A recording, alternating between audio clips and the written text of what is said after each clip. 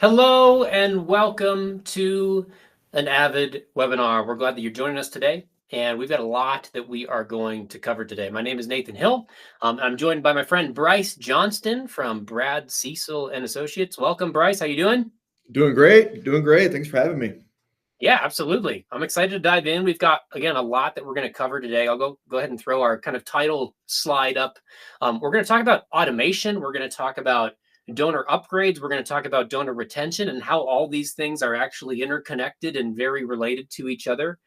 Bryce is going to unpack a case study of some really cool work that he's been doing with the Brad Cecil team, working with some nonprofits to go automate some donor upgrade strategies that are leading to this like whopping 200% increase in retention, which is like just a wild number, but it's very true. And Bryce is going to unpack that for us. And we're going to talk about how automation is powering all of this throughout our time together today. So we're going to try to make the most of your time. We're really grateful for you choosing to spend some time with us today. I would love for you to jump into the chat and let us know a couple of things so we can get to know you. Number one, who are you? What's your name? What organization are you from? And it is now officially fall. So I'd love to know, what's your favorite fall activity? Fall has definitely become like my favorite season of the year. It used to be summertime and all that kind of stuff, but now it's like I love fall for like a million reasons. It's just fun to see the leaves changing. It's pretty and all that kind of stuff. It's also, for me, it's like the ski season is something I get really excited about now, and like we're right on the verge of that. I love all things pumpkin. We could talk a lot about that for a long time, but I love all pumpkin things, and like it's time for that. So, Bryce, what about you? Is fall your thing? What are your favorite fall activities? Fall is definitely my thing. So one we're in Dallas, so it doesn't feel like fall yet. It's still in the 90s, but I'm with you on some of the pumpkin things, stuff like that. The thing I love most about fall though is definitely football. Football is Mm. cool. I love it. Unfortunately, I am a Cowboys fan, so that is not great for my team. We're struggling a little bit this year, but love me some football. Well, I'm sure you will have some people in the chat right there with you. I see Tom from Mountain States Legal. He's out here in Colorado. Hey, Tom, I'm here as well with you. Loves hiking the Colorado mountains, especially in the fall. You see all those colors changing. That's one of my favorite things about living out here is like every season it's always a little different. We've got Cameron from Goldwater, says fall baking. Ooh, what kind of things do you like to bake, Cameron? Let us know. Sarah, Sarah from Brad Cecil, love the baked goods that come with fall. Chris from Oh Parents yeah. Can in Napa, still hot, so it doesn't feel like fall yet. Sorry, but come on out to Colorado. We'll show you some fall colors. It's pretty fun. Well, lots of folks jumping in here. Any of these that stand out to you? We've got Oh, Chris Carissa. is a Packers fan. That's unfortunate. Y'all got Micah Parsons. We play all this week, so hopefully y'all take it easy on us. Oh, nice. Well, at least they're in your camp here with football being their favorite. That's for sure. We've got Caitlin Bond. Hey, Caitlin, glad you're here. Glad you're joining us. What's your favorite fall activity, Caitlin? You gotta let us know. Bertha loves making soup. I just made a soup I made a chicken noodle soup because it was like weirdly cold. Like I just need something like nice and warm. It was so good. Soup season is here. Cameron loves pumpkin bread. I'm with you on all the pumpkin stuff. Mhm. Love this. Awesome. Well, keep these comments and these thoughts coming. I don't want this to just be a Bryce and I conversation. I want all of you to jump in with your thoughts in the chat as we go. Let us know what you're thinking. If you have concerns, if you have questions, if you have like light bulb moments, put all that in there. We'd love to see that and kind of bring you into this conversation as much as we can. So, all that said, let's go ahead and dive in and get started. If you've never been on an Avid webinar before, we've done a lot of these on LinkedIn. This is the first time we're still broadcasting on LinkedIn, but we've got more of this kind of closed webinar where we can see a lot more comments and hear more from you directly, which is really great. If you've never been on an Avid webinar before, a little bit about Avid. We are the fundraising operating system, and there's a lot we can unpack about what that means. In short, though, for today, we're an AI-powered system that brings all of your different tools together under one roof. All of your donation pages and your donation forms, your CRM systems, your email tools, your advertising tools, analytics, all that underneath one roof. Usually those tools don't talk to each other very well, if at all. and sort of trying to bring them all together. And not just for the sake of seeing what's happening in your data, but for helping you find where are the opportunities, what are the trends, what are the challenges and the problems that need to be addressed, and using some AI tools and machine learning to spot those right away to help you figure out where can I go next to make the most impact and to grow my revenue. But ultimately, we're using some AI tools to then go help you run the plays, because what we see and what you probably experience is you have all the ideas of things you could be doing to grow giving, but oftentimes we're lacking the time, we're lacking the resources, we're lacking the staff to go execute all the different plays. But we're living in 2025. There's a ton of opportunity for using technology and AI tools to help us automate a lot of this so we can move a lot faster, be more efficient, and ultimately be more effective. So that's Avid in a nutshell. We can unpack that more together if you'd like to. Again, my name is Nathan Hill. If you're just joining us, I oversee all things training related here at Avid, and it's my privilege to be with you today. I'm joined by Bryce Johnston, who's the Digital Strategy Director at Brad Cecil and Associates. Bryce, will you tell us a little bit about yourself and about Brad Cecil? Yeah. So at Brad Cecil, we have been around since '98, since 1998. We are a direct response firm. Really specializes in both direct mail fundraising as well as digital fundraising. I would say we lean heavily as far as the vertical type of clients that we work with. Health and Human Services, we're partners with Feeding America, work with a lot of different food banks, homeless shelters, things like that. And then a little bit about myself. I've been with BCA for 4 years now on our digital team, being able to help lead them and our clients digitally. But been in digital fundraising since 2013. So I know we've had the benefit of working together for a few years, which is great. So now glad to be on the webinar with you here.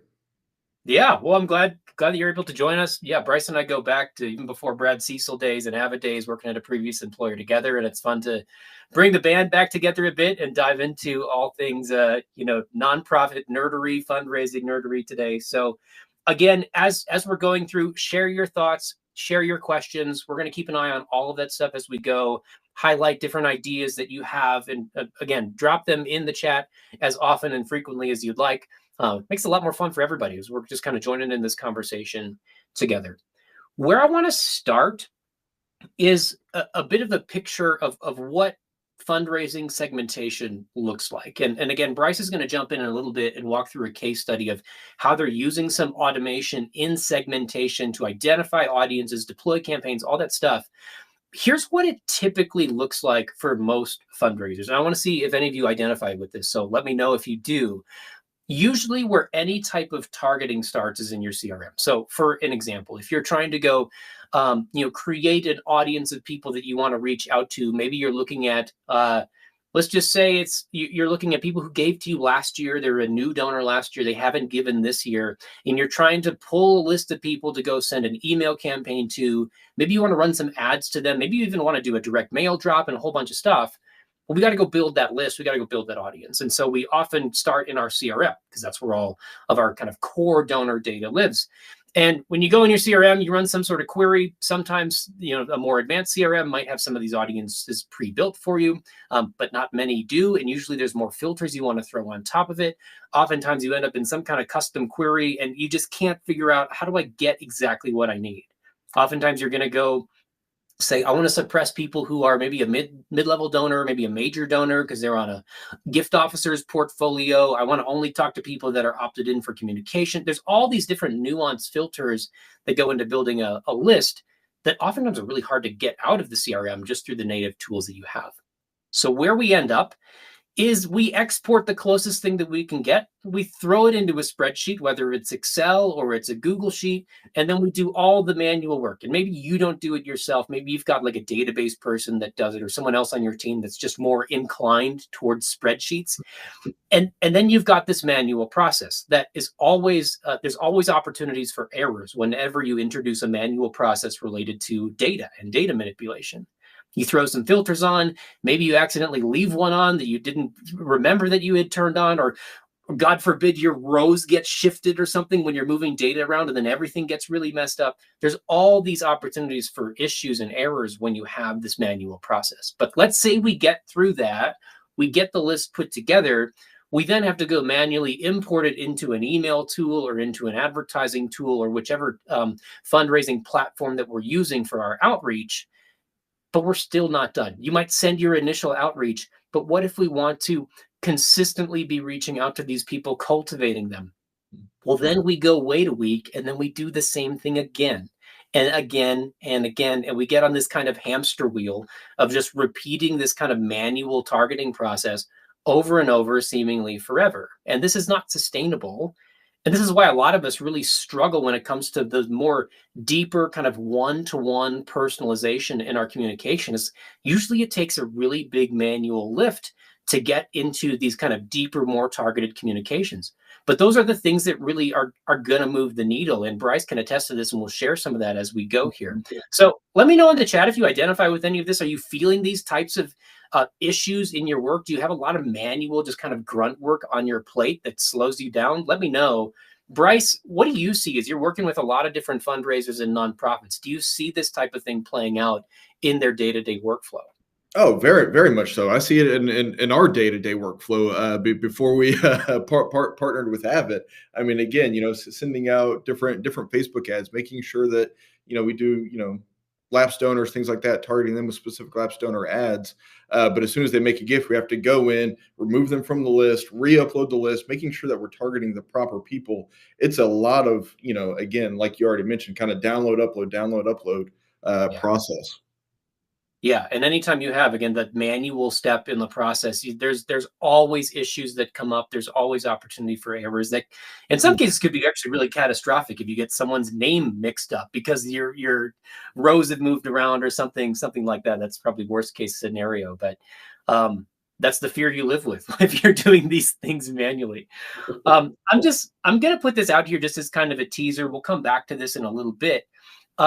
But I want to offer this out to you that, this is not something we do all the time at Avid. In fact, we very rarely do this, but we open up every now and again a little strategy session. I'd love if you're interested in this. You can book 30 minutes with an Avid expert to chat through some different automation ideas, kind of have a brainstorm session of what are some of those areas in your program, in your workflows that are bogging you down. Let's talk about what some of those are and see what's possible to actually be automated to give you time back and give you maybe life back, quite honestly, and help you be more efficient and effective. So I'm putting it out there. We'll come back to this at the end, but I want to just kind of tease this so you can think about it as we go throughout the day. I see some comments already coming in. Drew is saying, yes, there's a ton of reporting drudgery. We need to figure out how to streamline that. Cameron says CRM report filters can be a nightmare. Amy says manually tagging donors, very problematic. Bryce, you identify with all that stuff? 100% too. And it's also just, it's hardly ever just the CRM too. It's like, all right, CRM, email platform, ad system. It's, making sure that everything aligns into one spot is can be a pain point for sure. Yeah, it's everything. And that's one of the reasons we need to figure out how do we get all these tools under one roof so they actually talk together. We can get rid of all this manual stuff in between that causes pain. So I mean, I think we feel why we need a new approach and we need to be able to automate some of these things, but I want to look at some of the fundraising kind of benchmark trends and data that I think also helps us see, wow, we need to start to really make progress on removing some of these manual things from our workloads, automating the right strategies to help us see better results. I used ChatGPT earlier this week to make this image that just cracks me up every time. Love it. Just more of a warning. We're going to look at some data here. So welcome to the Nonprofit Nerd Club, where we're going to look at a bunch of data, charts, and benchmarks real quick. I think this is funny. Like this is ChatGPT's interpretation of what I look like. It's not quite me. It's almost there. It's like we could be cousins or something. It's pretty close, Yeah, you're related for sure. Yeah, definitely related. I don't know that we're brothers, but I guess I'm going to stick with cousins there. Anyway, maybe if I put glasses on, we'd look closer. But I digress. Let's look at some data. I want to start here, and I've got 4 or 5 of these charts, so stick with me. We'll go through them pretty quickly. As we're talking about upgrades today, Bryce is going to share that case study around how they're upgrading donors is leading to greater retention rates. So I pulled some stats on what's happening with donor upgrade rates, specifically broad-based donors upgrading to mid-level donors or others upgrading to major donors. And the trends are really, I don't know if they're shocking, but they're really interesting and concerning for sure. Mid-level upgrade rates are at a 5-year low. And as you well know, any fundraiser out there knows, certainly, like the margins we're looking at are really small, right? We don't expect that, 40, 50% of our broad-based donors are going to upgrade to mid-level. We're looking at very slim margins, 0.21% in 2021 that we're upgrading to a mid-level donor. The scary part is how much that's fallen. It's basically been cut in half over a 5-year period, down to 0.12% in 2025. And we're looking at not year to date, we're looking at trailing 12 months for our data pros that are out there and wondering that. So that's concerning, right? We're seeing the same trend on the major donor side as well. I see Drew identifies as a nonprofit nerd as well. So welcome to the club. Major donor upgrades are in the same place. Again, really fine margins here. You're looking at a 0.03% upgrade rate in 2021. Well, it's down to a 0.02%. And you can see the trajectory of that falling. And obviously the change there is like into the thousands, not the hundreds here, but the change is happening and it's falling down.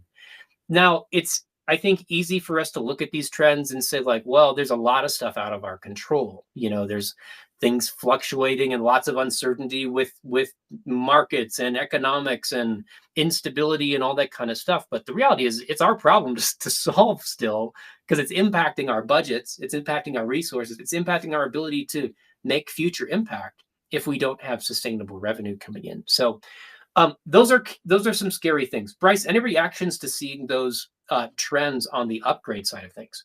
Yeah, I think that's something that we probably see a lot as well when it comes to upgrades. One thing that we're seeing really kind of across the board for a number of our clients is number of donors, especially since COVID. Obviously, you have your COVID highs when it comes to fundraising there. We've seen kind of this steady decline, and it's really the last year we see still a steady decrease in number of donors, but we're seeing an increase in overall average gift and lifetime donor value, which is about, we've kind of hit the floor when it comes to overall revenue. We're starting to see finally it kind of turn back towards the positive side this year, which has been encouraging to see. Yeah, that's really good. That's a huge encouragement. We're not done looking at charts, and there's still some more scary charts. But to know that there are people that are kind of cracking the code and finding the way through is hopefully an encouragement to everyone today. And again, you're going to share more about what those strategies look like. Mm-hmm.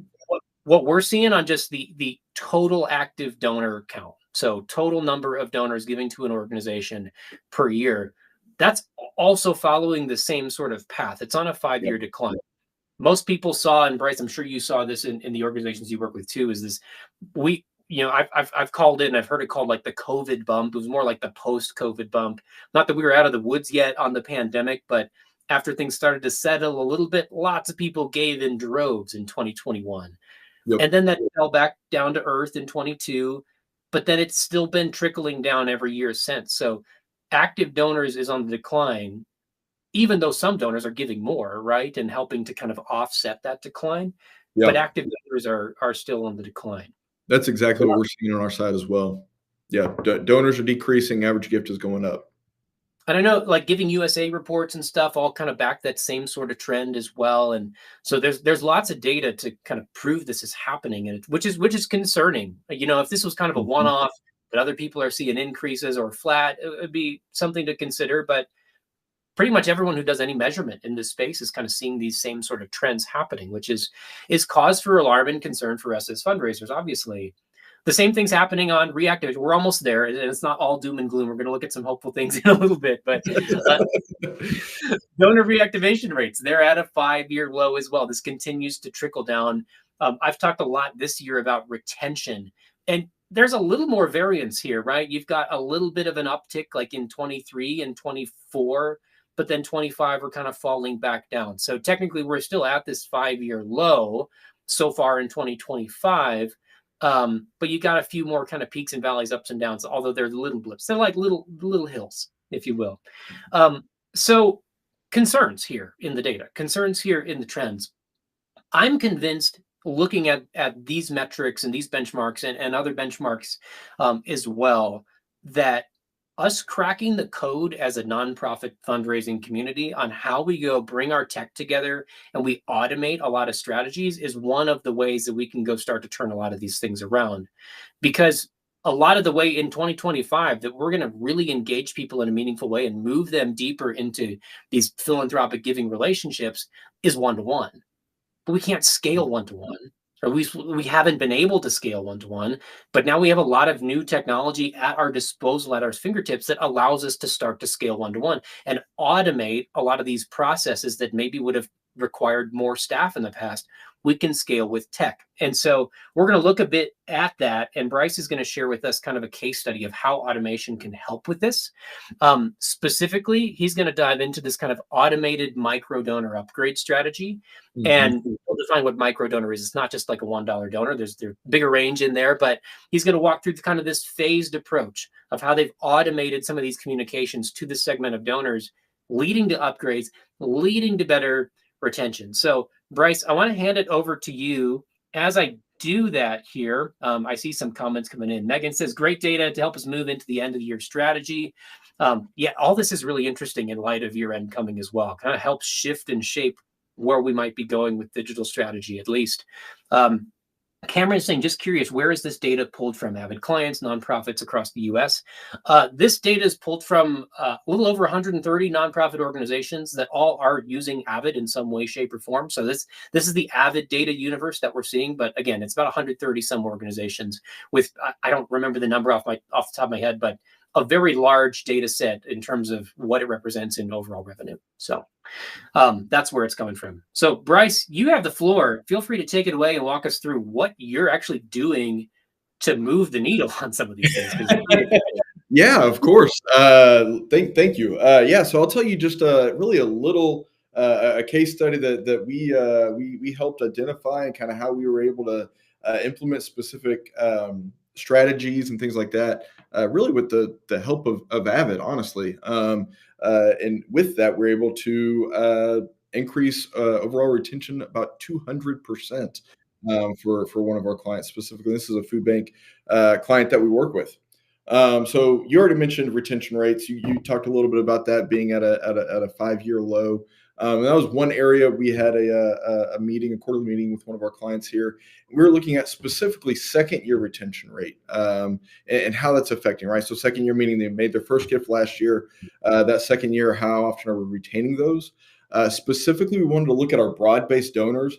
How they identified a broad-based donor is in a given year, they give $1,000 or less, right?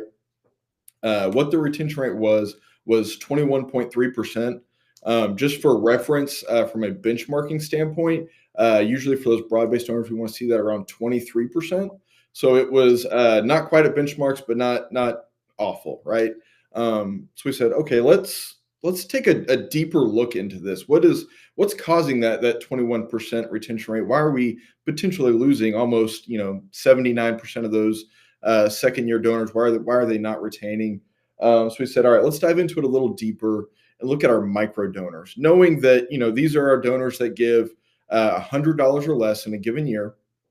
So they're giving that $20, $30 initial gift. They might align with the organization or with your nonprofit, but they're not fully committed yet, right? They just want to give that initial gift and kind of see what happens there. Expecting retention rate to be low, it was 11%, which is a 47% decline. More red numbers here, not great. We'll eventually get to the positive stuff, I promise. So we were losing about 90% of those donors, right? 89% of those donors that were a micro donor that were coming on or falling off in that second year.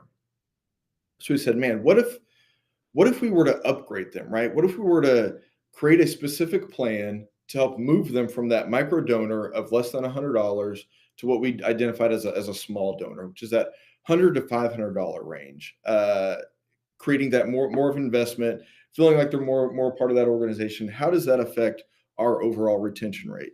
And this is where we get to see the green numbers, the significant increase by doing that, by moving our donors, our second year donors from micro donors to small donors. We saw a 200% increase. Retention rate went from just under 12%, 11.8% to 33.8%, which is outstanding, right? And we're able to, utilizing Avid, identify these areas that we needed to focus on. But the question was, okay, we've now identified, okay, we need to start moving these micro donors to small donors, but how do we do that? And again, this is an Avid webinar, so I'm going to give Avid a big shout out here. It's one of the things that we internally love about Avid is they help us identify strategic areas that we can focus on and help grow our clients' overall fundraising program. But one of the even more important things outside of that is it helps us then deploy actionable next step items and automate those steps as well. So that's kind of what we did, right? Just for reference, our typical new donor cadence was, they make that first gift and we enroll them into an automated new donor welcome series. It's usually about 3 to 5 emails, takes about 2 weeks to go through that. Once they went through that new donor welcome series, we kicked them out and just enrolled them into our typical email cadence, right? They got the same emails everybody else was getting. But we said, you know what if we were to change that aspect up, take them through a different donor journey for the first 3 months, and see if we can't move them from that micro donor, increase them up into that small donor. So that's what we did. We changed our stance. Rather than just being a 2-week series, we created a 3-month series that's really a part of 3 different automations. And obviously, with the use of Avid, if they ended up making that second gift or sign up to be a recurring donor, we kick them out and enroll them just in our typical email cadence. But that 3-month process, month 1 was they enrolled into a new donor welcome series. This is just really our standard new donor welcome series that's leans in heavily on cultivation, storytelling, reiterating the impact that their gift has already had, with a soft ask at the very end. But for the most part, it's just realigning the beliefs that we have and that the organization has, making sure that it is a good fit and help building that relationship.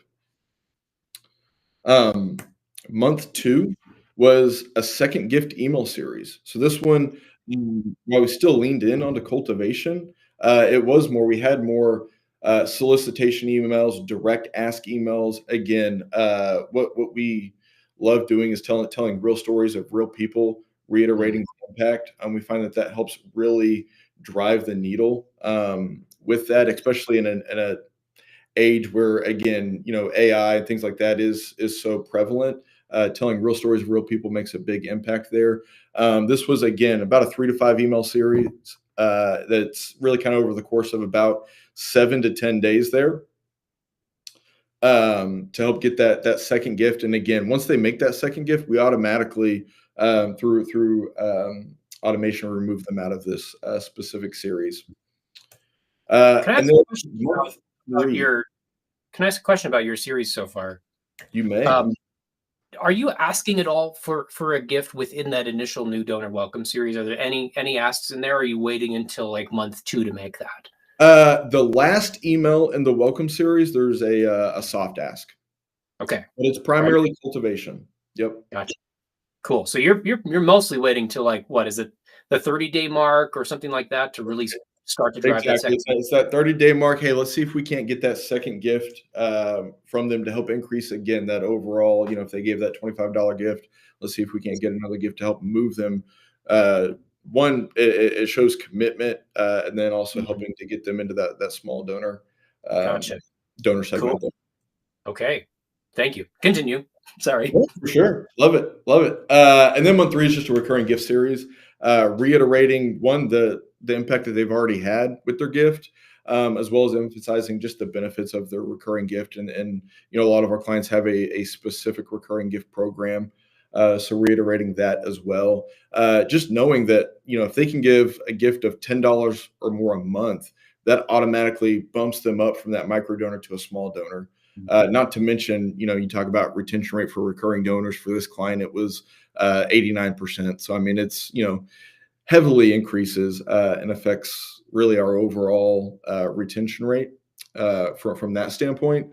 So this was kind of our overall strategy. And again, really utilizing Avid to help identify that, as well as help implement it. Like I said, being able to deploy actionable next steps, really from a click of a button there, and see how that really affect overall retention rate. Mhm. Being able to bump those micro donors up to small donors, increasing retention rate 200%.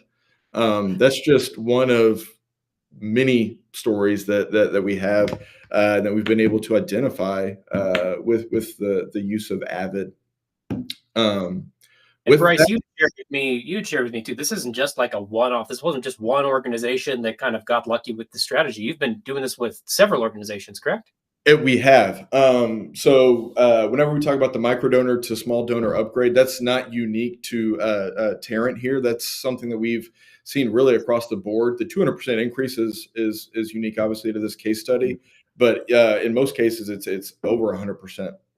It's amazing. Um, yeah. So again, really, and what it is, it's not the silver bullet of, hey, if we can get them to give $100 gift in a year, or not even $100 gift, cumulative giving $100 or more in a year, Mhm. they're more apt to give. What it is just reiterating trust within those donors, and that commitment of them continuing to give on a regular basis there. Yeah. Well, if you have questions for Bryce, feel free to drop them in the chat. And if you want to just dive deeper and have a chat with Bryce and others on the Brad Cecil team, you can scan that QR code to get in touch. They've got some great ideas and strategies that can really help you drive growth. So I'd encourage you to do that. I do No. see a question from Tom where Yep. he's saying, and let's see if I can put this on the screen so we can all kind of see it here. Tom's asking, were the emails that were sent through Avid, were they sent through Avid or they sent through your CRM or HubSpot or what kind of tools? What's the Uh, tech stack like here? yeah, so they were using their CRM was Razor's Edge, and then their email platform was Mailchimp. So they were with the use of Avid, connecting those two through pathways there, being able to automate those, to use Razor's Edge for their CRM and then Mailchimp for their email platform.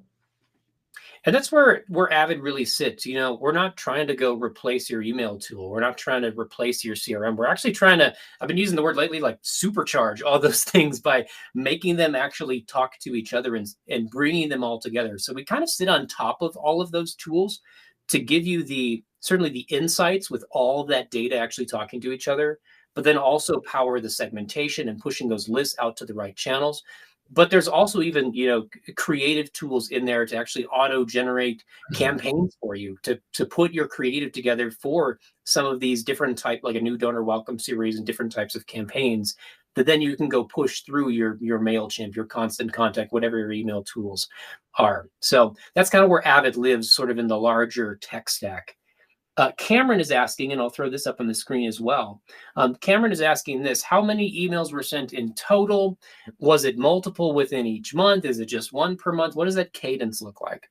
Yeah, so it's multiple within each month there. So our new donor welcome series typically is about 3 to 5 emails, and it's spanned out over about a 2-week time period. And then that second gift email series is about the same, 3 to 5 emails. Shorter time period though. We usually do about 7 to 10 days, just to help reiterate the sense of urgency with those. And then the last recurring donor series is a little longer, 5 to 6 emails, depending on the client there. That's over that really about a month period. Gotcha. So Well, in total, between the 3 months, they're getting 15 plus emails. mhm. Okay, that's good to know. I know there's some hesitation sometimes with like how many do we send right away, and people don't want to be over like burdensome with the amount of emails. And I think most people are surprised with just how many emails that you can send within those first few weeks of someone coming on board. That's a great question, honestly, that we get all the time, and I don't want to veer too far off, but it's like, all right, how many emails is too many? And the answer is there's every nonprofit's unique. I think as long as you're continuing to see great results when it comes to open and really click and engagement rates, then that's just showing that, hey, people want to hear from you. It's okay if Yeah. we email them multiple times in a week. Yeah. And I've seen some interesting data too about just like the engagement rate that someone has within their first few weeks of signing up for some sort of email subscription or donating, making some kind of transaction, and then the fall off over time. Like the best time to reach them is right away, Yeah. and sometimes it's a volume game of just making sure that you show up in the inbox at the right time. Well, I know there's more thoughts and more questions, and feel free to keep those coming in. I want to show you, especially because there was kind of a question about where does Avid sort of sit in that tech stack? Is it sending the emails? What's it doing? I have a little video I want to play for you just to help you see what some of those tools look like behind the scenes that are powering some of this automation that Bryce is using and the Brad Cecil team and other organizations are using to drive some of that automation and segmentation. So I'll put that up, but if you've got further questions, feel free to keep those coming in the chat, and then we'll get back to those here in just a moment. So let's buckle up for a little video.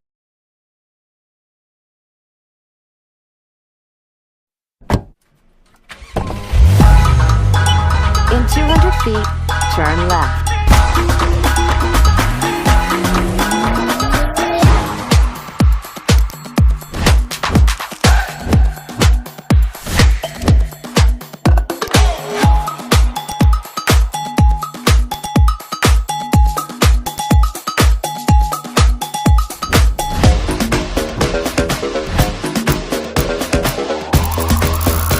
Speed camera ahead.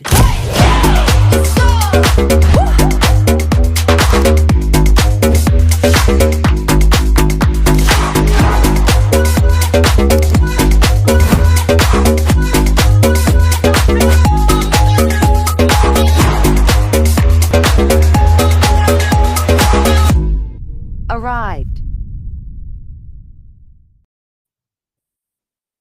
So there is a little taste for you of what Avid can start to do as your fundraising operating system. That's a quick little look at what we call Avid Pathways, which is that tool that kind of stitches everything together and pushes out the right segmentation at the right time to the right channels, everything from your email tools to your advertising tools and more. So if you want to spend a little bit of time with someone here at Avid to do this little brainstorm strategy session of what types of things could you start to automate, we'd love to spend some time with you. Again, this is not something that we do all the time. We've got limited availability for these.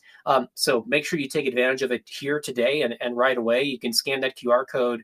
I can put a link up on the screen as well for you. But we'd love to have a conversation with you, do a little strategy session on what can you automate to build some more efficiency into your day-to-day work to ultimately help you raise more money and be more effective so you can have greater impact. That's really where our heart is. So again, scan that, head to that link, and you can book some time for that strategy session with us. If there are additional questions on the work that Bryce and Brad Cecil have been doing, or even just general automation questions, or really kind of ask us anything if you'd like to, drop those in the chat, and we'd love to spend some time with you in the remaining time that we have. Bryce, as we wait to see if there's any other thoughts or any other questions, what are your thoughts as you're kind of approaching year end now? I mean, year end is coming up faster than anybody wants it to, probably.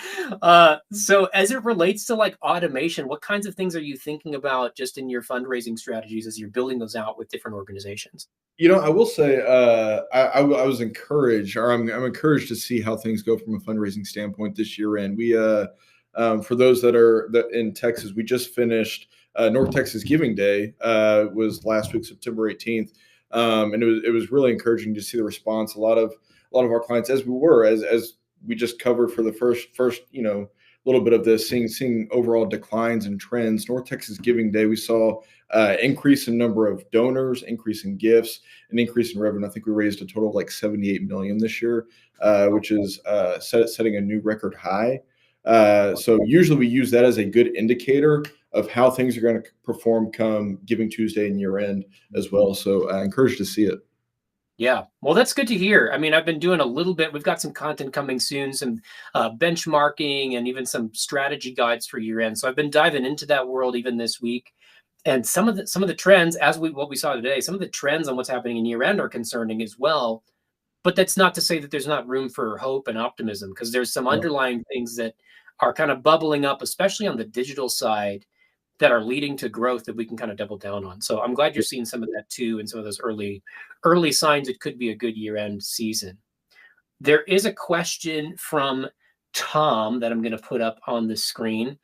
Tom's wondering, how long are the emails that you're sending in that series? How long are they typically? They have a big internal debate over the length of communications. That sounds so familiar. I'm sure everybody resonates with that.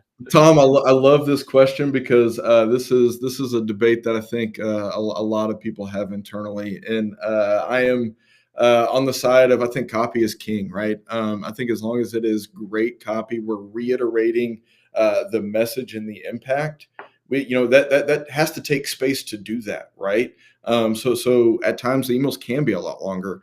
Like I said, typically we lead into a lot of storytelling, which can take up a paragraph or 2 paragraphs at time, to help reiterate and motivate them to actually click and actually make that gift.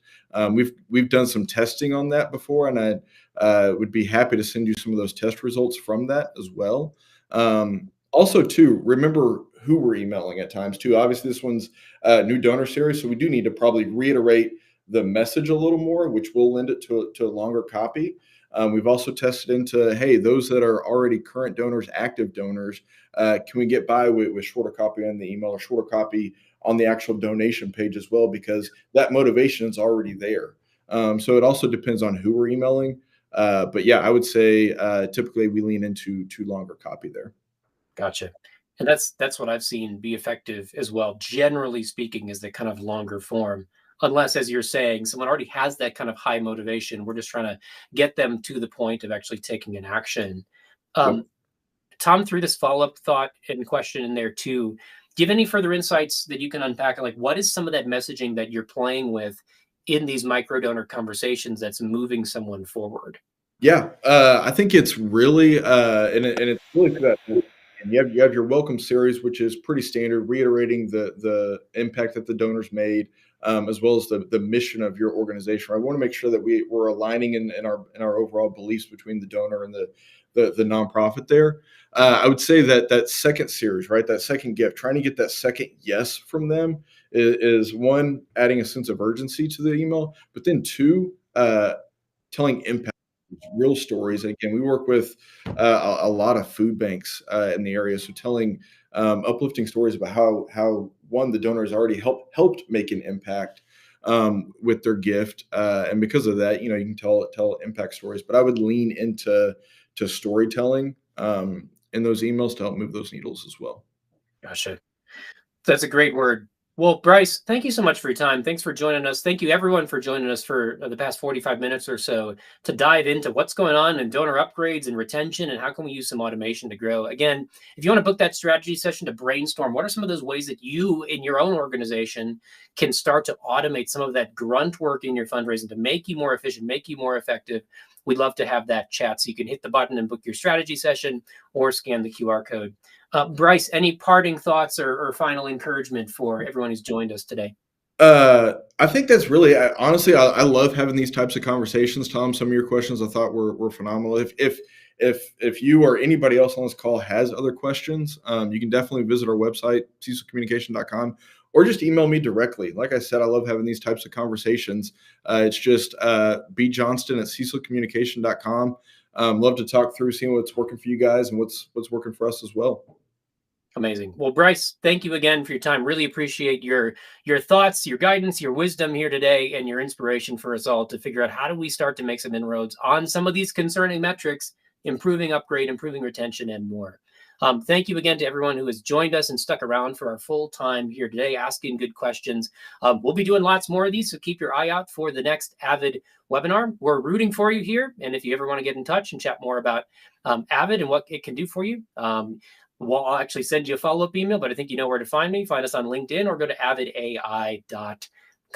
So thank you, everybody. Take care, and we will see you next time. Bye.